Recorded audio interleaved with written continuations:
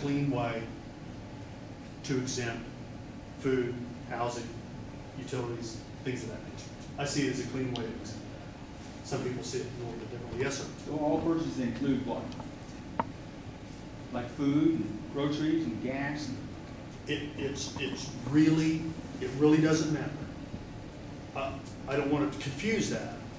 Like I said, I see it, me. This is not written in fair tax. I see it as a way to exempt the essentials of life.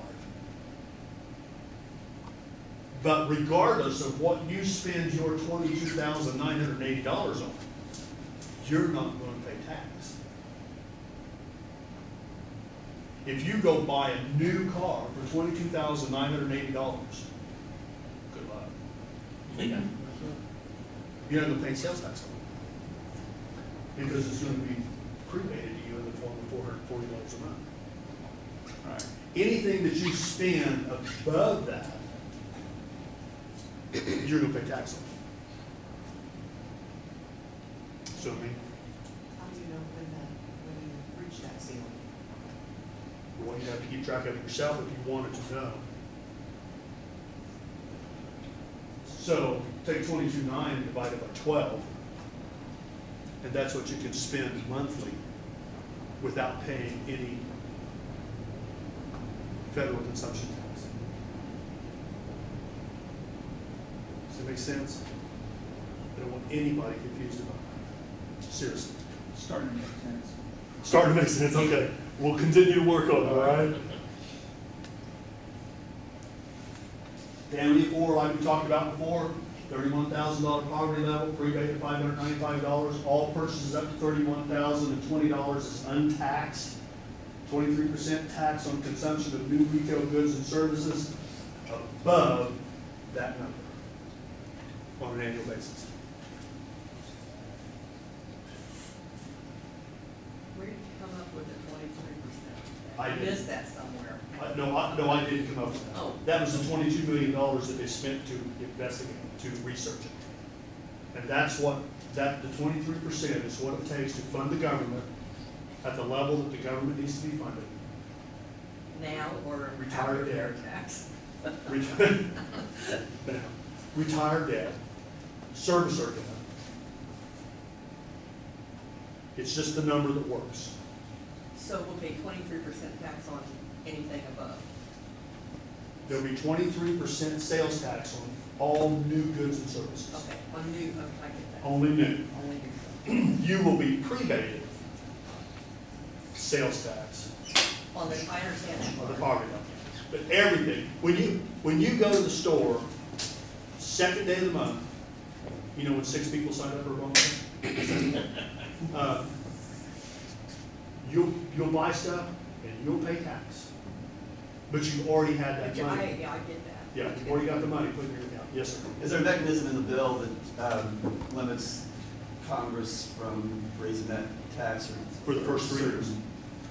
For the first 3 years, and thereafter, is it a free-for-all, or are there still limits of some sort on when they can do it? I'd have to look through the bill to see if there's a limit on it, but keep in mind that they can't, the fair tax, they can't manipulate that for their buddies. It's easier for us to track. Because Exactly, because the only thing they can do is raise it or lower it. Now we just have to keep our eyes on spending and keep having about that. You were talking about purchasing like a new car. What if you purchase, you own a home and you purchase another home and it's not a brand new home? Is there tax paid on, unless it's a brand new home? Just a brand new home is the only one that's taxed. At 23%. Right.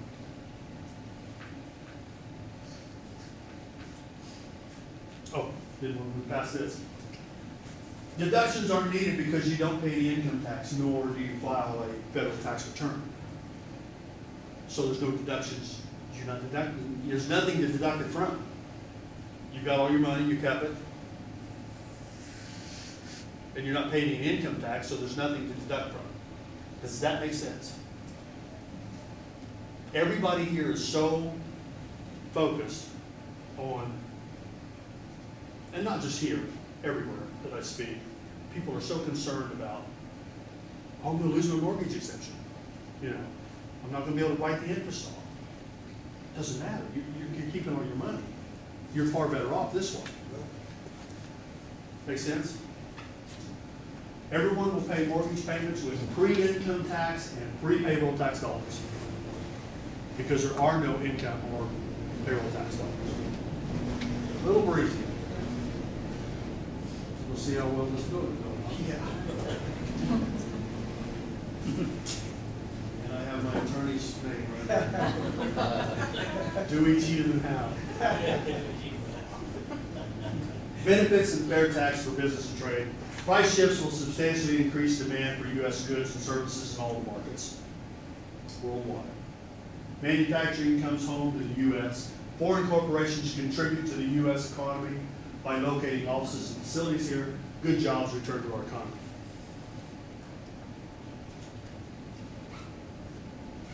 $15 to $20 trillion in U.S. personal and corporate assets parked offshore are repatriated. U.S. becomes a corporate headquarter haven, equals jobs.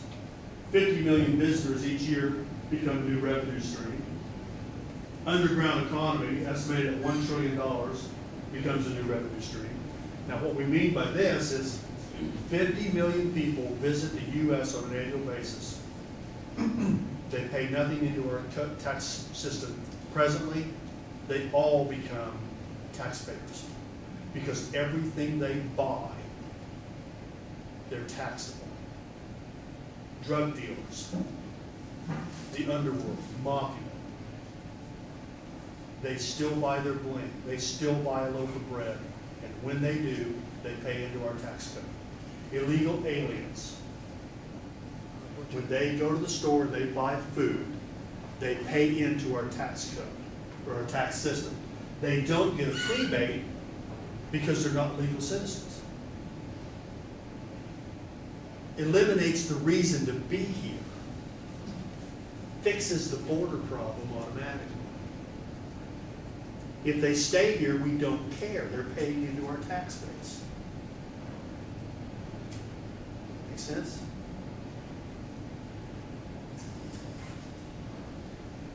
Yep, you heard me correctly. $15 to $20 trillion comes back into the borders of the U.S. that's parked offshore, and you don't get a better stimulus package than that. The developers and people that came up with the fair tax, that researched it, they say this will happen in the first 6 months. You'll have to hide under your bed to keep from getting a good job. Senior citizens. Typically, contributions to pension plans are made with untaxed dollars and compound tax-free. Pension plans and Social Security benefits are free of federal income tax. Estates can be passed on to your heirs without federal tax implications. Real estate holdings can be sold without federal tax implications. Purchasing power is maintained. I can hear the attorneys crying now. Pardon me? I can hear the attorneys crying now. Yeah. A more efficient and fair way to collect taxes, provides the same revenue to the federal government, funds Social Security and Medicare, eliminating the looming problem of insolvency. That's not a looming problem, that is a problem. And the number of unfunded liabilities is currently near $100 trillion. It's like that congressman once said, a billion here, a billion there, pretty soon it's real money. Substantially improves the trade deficit, budget deficit, and U.S. status as a debtor nation. We would become a non-debtor nation at one point in the very near future. Addresses some of the country's most pressing economic problems more effectively than any alternative. The drag on the economy from business decisions made from income tax implications rather than sound economics. If you spend time with your business owners in here, spend time with your accountants, trying to lessen your income tax liability. Nearly every accountant that I know hates tax work. They would rather work with a business to improve their profitability and grow it, rather than trying to make decisions based upon tax implications. Near negative personal savings rate in America, declining ratio of workers to retirees causing future funding problems for Social Security. See, we're currently taxing something that's declining, rather than taxing something that's growing. Makes way too much sense. And this will make our dollar more valuable again. Sure, because it'd make the U.S. a stronger nation. We'd reduce our national debt. Our government would be funded properly, controlled by the people. For you, take home your entire paycheck or retirement payment, removes the penalties for personal effort and initiative. Right now, you're punished for being successful.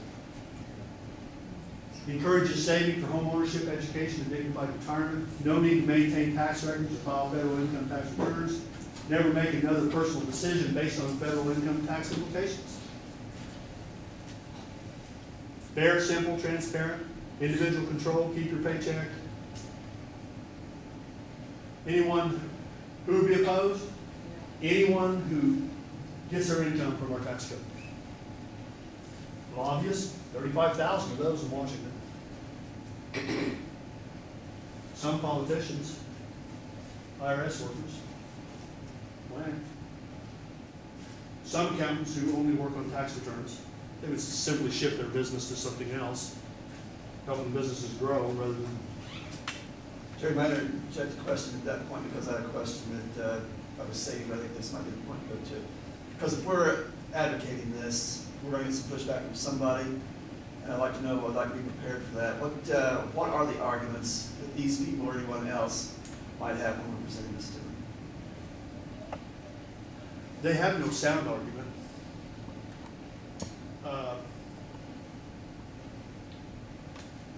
The fair tax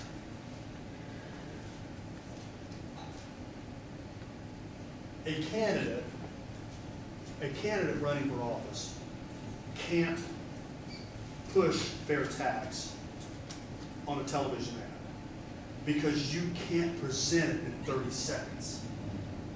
And what they do present, the opposition will eat their lunch in their television ad saying that, well, all he wants to do is raise your taxes by 23%, and he's defeated you.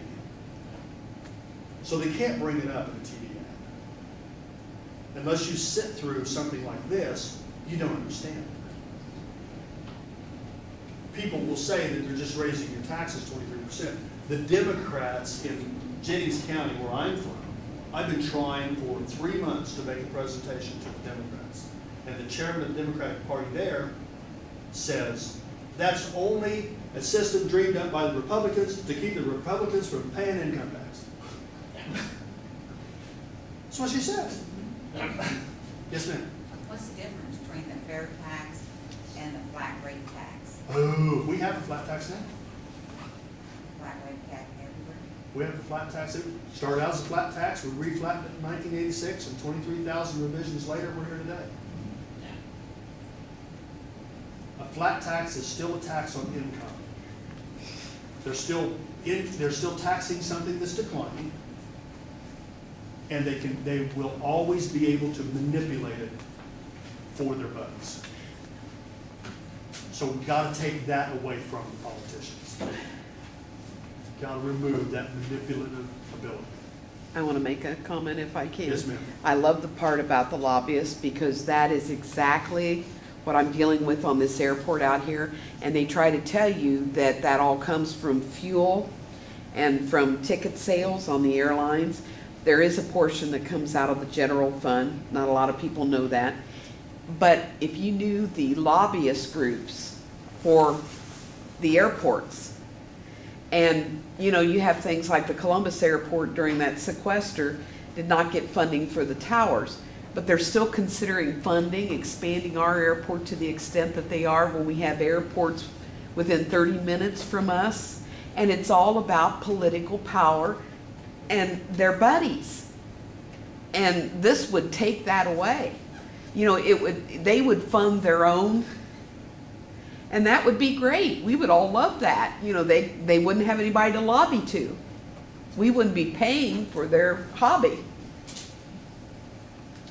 I love it. If you all will indulge me just a little more time, I'd like to walk through one more scenario, and then I'll shut up. Tom? I mean, you make the call. I can stop here, or I can go through this next segment. I think everybody's interested in hearing. Everybody okay? Yeah. Go on. Pardon me? Keep going. Thank you. I appreciate it. I really do. Now, here's what I want you to do.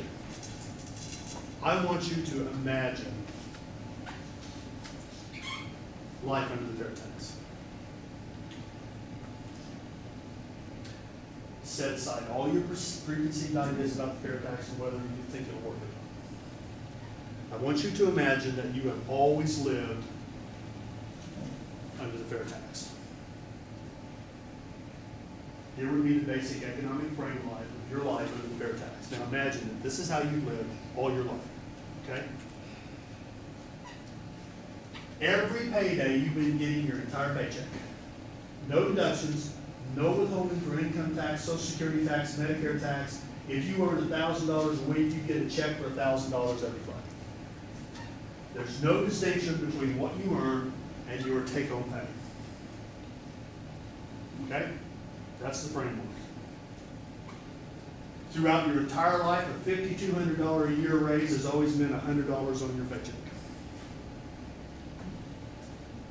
You've never had to save receipts or create any records pertaining to federal taxes. You've always been able to invest what you earn without first having to pay any federal taxes on it. Every time you've had money left over at the end of the month, you've been able to put that money in a savings account or other investment. That money has never been taxed, nor will the interest you earn or the gains on your investments. Sweet. When your parents die, they will leave you everything they have, just as their parents did for them, no taxes due. And you know you'll be able to leave whatever you've earned and accumulated to whomever you wish without any tax consequences. You have never known the death of a loved one to be a taxable event. Every time you go to the store to buy an item, the price tag says $19.99, you hand them a $20 bill, and you get a penny and change. All your life, the price tag on the item has been the price you pay at the cash register. The tax man takes his 23% out of that purchase price. There are 4 people in your household, your spouse and 2 rugrats. At the beginning of every month, you've been getting a credit to your checking account or savings account in the amount of $595, and some, that big word, compensate you for the federal sales tax that are included in the price of everything you're expecting to buy that month right up at the poverty level. This is ensured that you've always been able to purchase the basic necessities of your family without paying any tax whatsoever to the federal government. For you, paying taxes to the federal government has always been voluntary. Because you decided to spend above the poverty level, you pay tax. If you were ticked at your government that month, you purposely didn't spend to the poverty level, and you gave no tax dollars. We'd all be ticked every month for a while. You saved your money after providing the basics to your family, and you haven't been taxed. You spent your money, you paid your taxes. Your choice. You've never had to file a tax return. You've never received a letter from the IRS. For all you know, IRS says Indiana Rail Systems.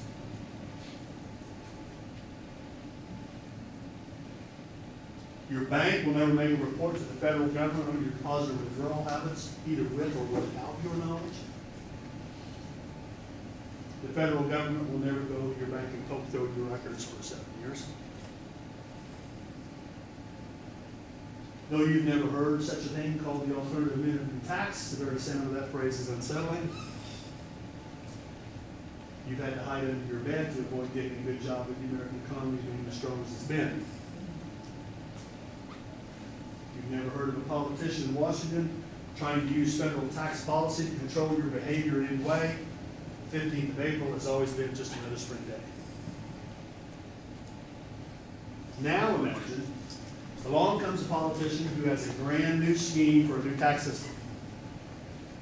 The true purpose of this politician's proposed new tax is to take control of your economic life and transfer that power to Washington, D.C. Before it can become new law, the land's got to explain it to you.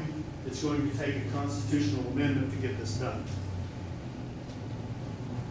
First, the fair tax you've always lived with will be removed from the price of everything you buy. That means that everything will cost 23% less. Wow, that's great. The next step in this politician's grand plan is to have the federal government tax every single penny you earn. The new tax is going to tax you based on how successful you are making money. But here's the surprise. The more successful you are, the higher the income tax is going to be. You want details? Yeah. He's a little sketchy on those. Under the grand new scheme, here's what you'll pay. 10% of every dollar of your income less than $50,650. We won't read through all of this. You can see big money makers here, most of the people in this room. But let's look at this column here. 25% on every dollar of your income between $63,700 and $128,499 is going to be taxed at 25%. Let's assume that you're in the middle income bracket. How's it sound? You used to pay 23% inclusive sales tax on the purchase of new goods and services past the poverty level. Now you will have to pay 25% not on what you spend, but what you earn. Push those earnings up a bit, the rate climbs. What's more, not only will you be taxed, but so will every individual and every business that plays a role at all in bringing every single product you buy to the market. Here comes the embedded taxes. New federal taxes will be just another cost of doing business will be passed on to the consumer. These taxes will end up embedded in the price of products in the retail marketplace. There goes the 23% break in retail prices you thought you were going to get. But wait, I love it when those commercials do that. Next, your political benefactor is going to take away your $595 rebate. Sure, you'll get some tax deductions over the plan, but it's not going to add up to what your rebate was. Finally, if you're not already dancing in the aisles over this prospect of the new great tax plan, there's one more detail you forgot to mention, this little bitty thing called payroll tax. Always amazed me. Back when I was still in manufacturing, I had up to 45 employees. And when you would ask any of them how much tax they paid last year, they would say, "Why pay any of it? Some back." And they're referring to the $1,000 or $1,500 or $500 that they got back. But they didn't realize all the money that was withheld out of their paycheck, that they just got a little piece back. All your life, Social Security and Medicare have been funded by the federal revenues generated by the fair tax.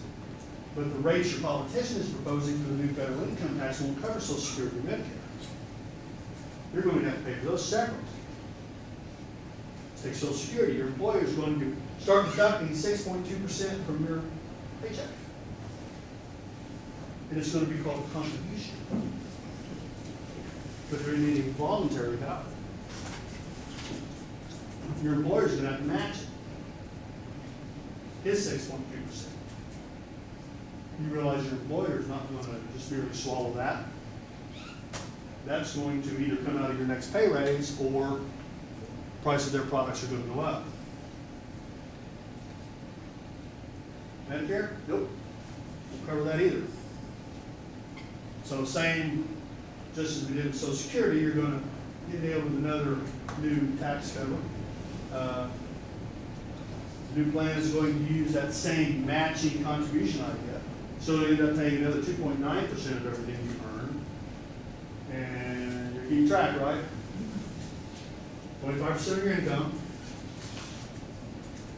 including the matching, you're in the 40% range. And remember, now you've only been paying 23% on everything you spend above the poverty level. On new goods and service, not being taxed on your gross income.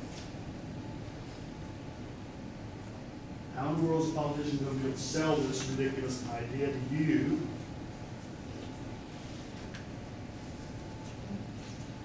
Thank you for that thunderous laughter. There's still some facets about this new system that we got to consider. If you have any investments, you've always been able to invest with absolutely no consequences, no tax consequences. The new tax idea becomes law.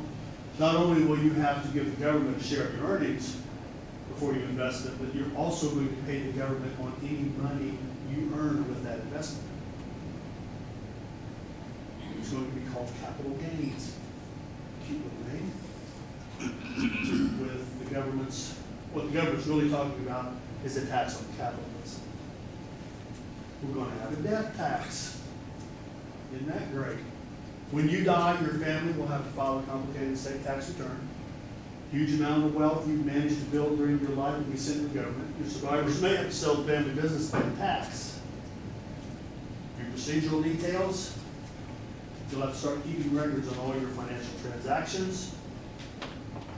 Every year you'll have to spend 30 hours filling out tax forms or hundreds of dollars to hire someone to fill them out for you.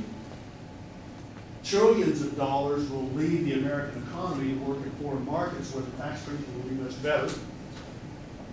Billions more will be spent by businesses and individuals in this country to cover the cost of compliance of the new tax scheme.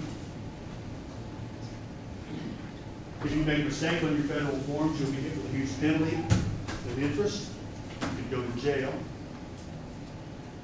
The government will have access to all of your financial records to make sure you're paying what some politicians have decided is your fair share. Politicians will soon learn they can curry favors with donors by pandering to their jealousies and raising taxes on the evil rich.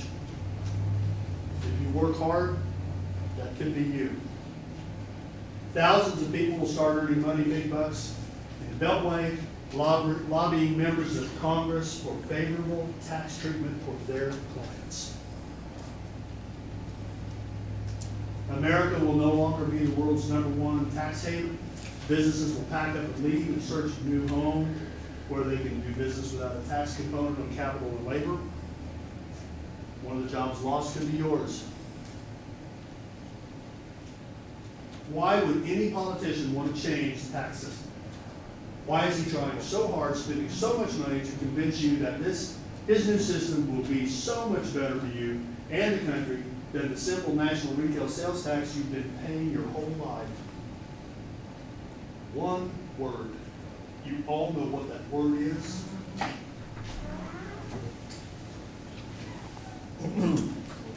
Shh, quiet, it's back.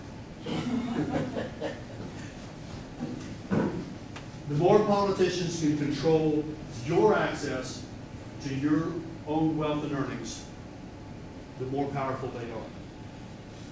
The more politicians can affect businesses and important business decisions with tax policies, the more powerful they are. The more they can adversely affect the financial picture of one segment of our economy for the benefit of another, the more powerful they are. The more politicians can pander to the petty fears and jealousies of people by punishing high achievers for their efforts, the more powerful they are. Under the fair tax, these politicians will have no power to use the tax policy to favor one group of voters over another for the benefit of votes. They're stealing their elections. This will stop that. Bringing in the new income tax scheme and wonderful new horizons for manipulation and power brokering will open up for any politician who would like to use it, and what politician wouldn't. There's only two reasons that you wouldn't support the fair tax, and one is you don't understand it. I can fix that for you. The other is you are a politician that is unwilling to give up the power that the current tax code affords you. That's the only two reasons that you would not support the fair tax.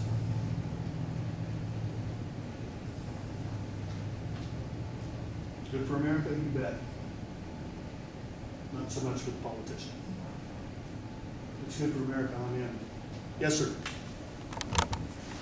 Who would have to vote this into the law? The politicians, right? They're not gonna hang themselves because They're not gonna deny the hundreds of phone calls that you're gonna make when you leave here today.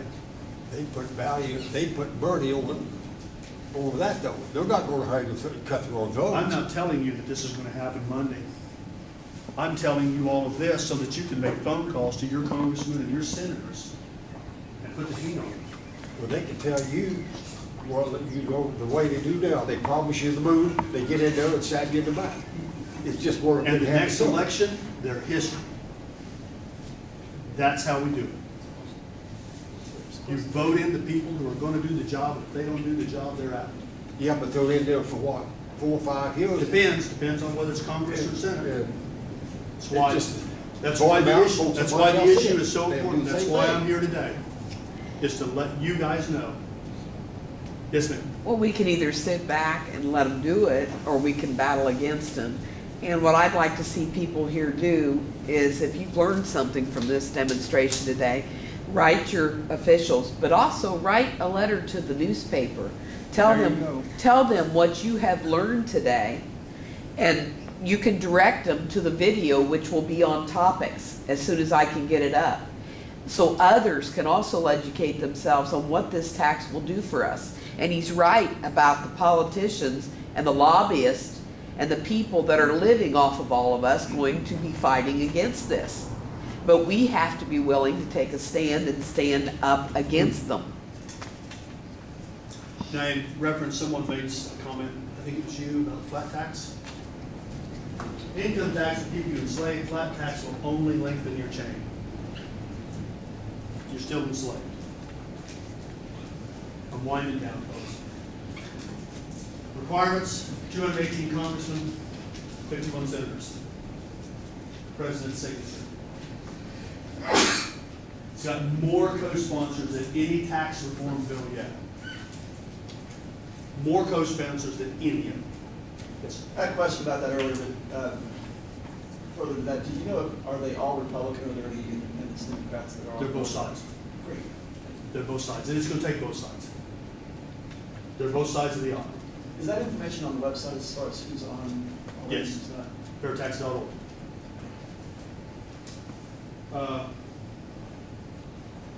You can make it happen. Fairtax.org, educate others, tell your congressman to co-sponsor it. These are the things we need you to do. Because this is how we get fair tax out. It's not, we're not using tax dollars to present this, we're using private funds and volunteers. Call them. There's your numbers. Yes, ma'am. You said something about that Luke Messer was on the fence. Do you know what his issues are? He's a politician. Well, come on. Well, Well, I'm serious. I'm not trying to be smart aleck about that. I really want to know his why he wouldn't. Perhaps just needs more information, or has he already been presented with all? He's been presented. I write him every other week. I get a form letter. At least you got a form letter. I wrote him on the airport situation, and I gave him the accounting that the attorney we hired gave to the FAA. He has not replied to me yet. He's never replied to any of my messages. You know, I'm not saying anything against Luke. Luke's a nice person individually, but unfortunately, Luke is a politician. Yes. Last go around, my congressman was Todd Young. Todd ran in support of fair tax and then backed off of it after he was elected. But then they redrew the line so he could ensure that he would be reelected. Redistricting, I think that's a crime. And so now my representative is Luke Messer. And I continue inviting all the time. I won't give up on him. Yes, sir. I do get a response from Johnny Newby. I did too. You know, he does answer me back. He's not answering me back to things I wanted to say. He does correspond. But Johnny Nugent Luke is has the never state rep. corresponded. It takes federal representatives to do this. So, your senators and your congressmen, those are the people that you need to call. I sat in a meeting one time, now this is at the state level. I sat in a meeting one time when a representative from Columbus made the comment that if he gets 10 phone calls on a subject, he knows it's important. I would venture to say that if Luke Messer gets 100 different phone calls, he's going to get the picture. But a state rep said if he gets 10 phone calls, he knows that's a hot issue. That's amazing to me. Yes, I figured many years ago, I know it's changed now, just to add some more encouragement. At that time, this may be 15 or 20 years ago, the number was, I'm not sure where it originated, but apparently the politicians, when they would receive a letter, a written letter from a voter, considered that to be worth 250 constituents. It was the representation of 250. So if one of us makes that effort, if that number was true, we're actually representing in their minds roughly 250 folks. yeah. Times, what, 15 people or something that's here today. That's a big representation. Any other questions? I'm going to be around here for a little while. If anybody's got one, you dream up, come see me. I've got some stuff over here.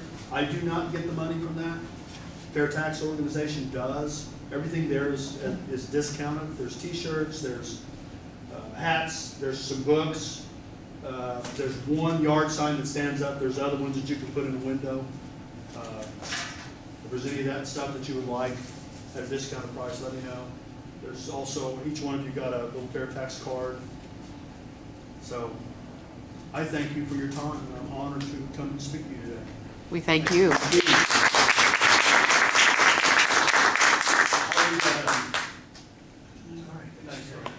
Sorry if this is long. Thank you. Yeah, I'm gonna wait this out. Oh, I'm sorry. You want me to shut that Nope, down? nope, that's good, that's good. Okay, well, I hope you learned something today, I certainly did.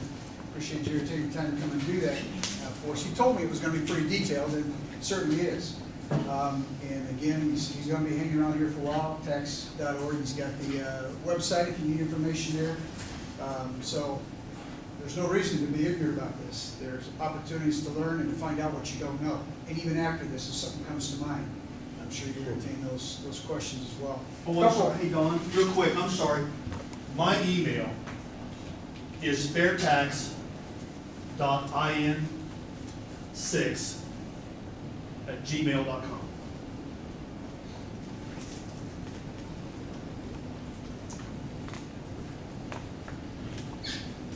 Can you take one of your handouts and write that down for me? Because I send this to the media, the local media, and they're interested in putting in something on this. Everybody get that? Well, one of those cards with your email address written. Jerry, Say it again, please. run that by us again. fairtax.in6@gmail.com.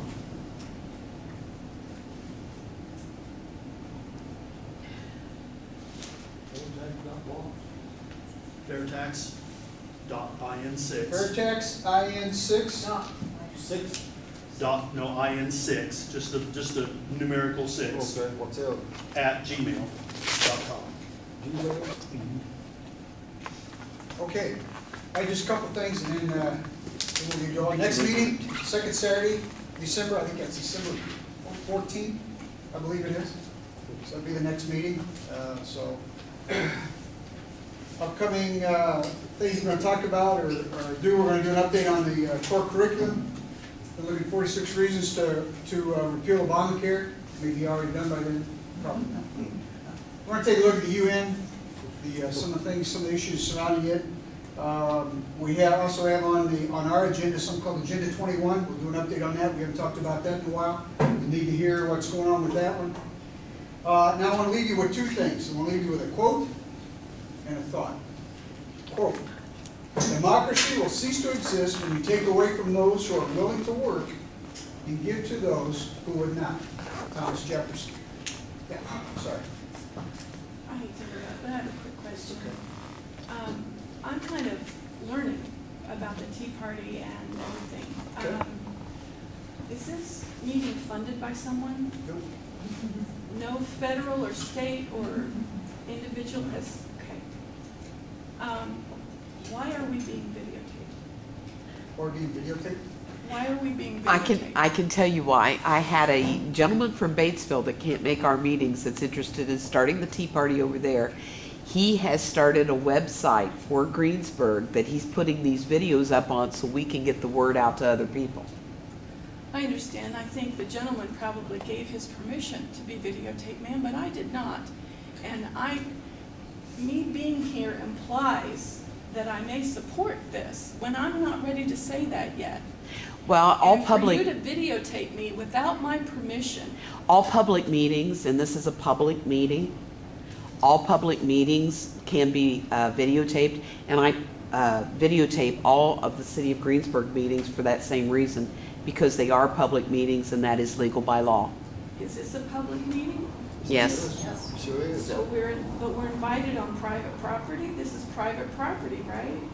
Well, And there was no indication on the newspaper ad. Did you turn that on? Well, it's part of the public meeting, ma'am. I really want everyone, and I would, you know, if, There's no sign on the door that says, your face is going to be photographed today and it's going to be put on the internet. Okay? I think you need to address that. Eventually, I would like to bring it up at some meeting, because I really support the Tea Party, but I do not support walking into a meeting blind and then having my image spread all over the internet, ma'am. Nothing personal, okay? But this is unacceptable to me. This is unacceptable. I'm still learning. I do not, I'm not gonna come back if you're gonna photograph the audience. You have his permission to photograph him. You didn't get any permission from me. There was no notification. This is private property. You understand where I'm coming from? you might explain to her too, Don, why you are having it on private property. Yeah, well, one of the issues we had was that the public facilities that we asked to use for wouldn't let us use it there, and or limited what we could do or couldn't say. Public library, for example, wouldn't allow us to bring in candidates for public office to speak at the public library. So the only thing that you could do, I could have it in my living room. So we chose to build a facility so that we would have some place to do that, exercise our rights of freedom of speech, freedom of assembly, to talk about the issues that we feel are important. In this case, the Tea Party for Decatur County. I support you. I mean, that's what that was about. Now, if it offends some to do this, that certainly wasn't the purpose. That's not it. I have many people all over the country that like to see what we're talking about as well. People that are associated with our Tea Party and Tea Parties in other states that want to see and understand what we're talking about, where we're going, what the direction is. This is one method to do that. Obviously, somebody in Texas can't be here, but they would like to know what we're talking about, what's going on. So this is another avenue to do that as well. Well, I support you videotaping the speaker, sir, and if you gave your permission to videotape you, the audience coming in here, there was no notice, there was no... Perhaps we could perhaps make that aware, make folks aware, but I think as individuals, we need to bear some responsibility as well, that if it's legal, we need to understand that we're putting ourselves in. And I think that's the point, because your reaction I have had from elected and appointed public officials, and yet it is legal by law, and yet they don't want it for a reason. They don't want it because they don't want us to know what they are doing, saying in a lot of these meetings. Because there's a whole lot of people that don't attend the meetings, and they can pretty much, as our elected representatives, do as they want. And it's a way to hold them accountable and legal by law. I wouldn't argue with that, ma'am, but I would argue with you having that in my face. I think we understand the point, came to a private home today. and then there's also a legal matter as well, but I appreciate the fact that someone is willing to express their view. And I'd also like to ask you, Sure, it's a good point. Good point taken. who will be given, I just signed my email address over there for my husband and I, and he didn't know that I was gonna be videotaped today. He didn't know, I need to know who's gonna be given my email address. Will it be sold? Will it be rented? Will it, we're facing this every day. I just had a phone call. I got an ad in the mail from a lady who was trying to promote her funeral home business. She had my name and my address, okay? So I know a lot of this is available, but I called her and she said that she bought this information from a firm out in Missouri and that they're just taking it off the census, which was an absolute lie. They're lying to her left and right. So for me, privacy issues would be a huge topic for you to cover here. I make a motion that we note this, and are we okay to move on to the conclusion? Sure. Okay, good conversations is always good. Constructive criticism is always very, very acceptable, and we certainly need that to keep things where it needs to be, the right perspective. So thanks for your comments, and we'll definitely make note of that. Okay. Where's that? Okay, and then finally, just one last thought that I had. This is something I got in the mail this week. This particular thing applies or had applied to Second Amendment rights, gun rights, because we hear something our politicians say from time to time, and it's this. They say you don't need a gun. Well, here's something to take back, and it could apply to any of the rights. Okay, it just happen to be Second Amendment rights. It says we don't have a bill of needs. We have a bill of rights. We need to understand that. We need to remember that. It's a bill of rights. We all have rights as citizens of this country. Okay? All right, you've been here for a while, and I'm sure you're getting stiff and cold and whatever else. So thanks for your attention. Certainly appreciate you being here today. Thanks a lot. And again, the next meeting is December 12th. We'll see you then. Thank you.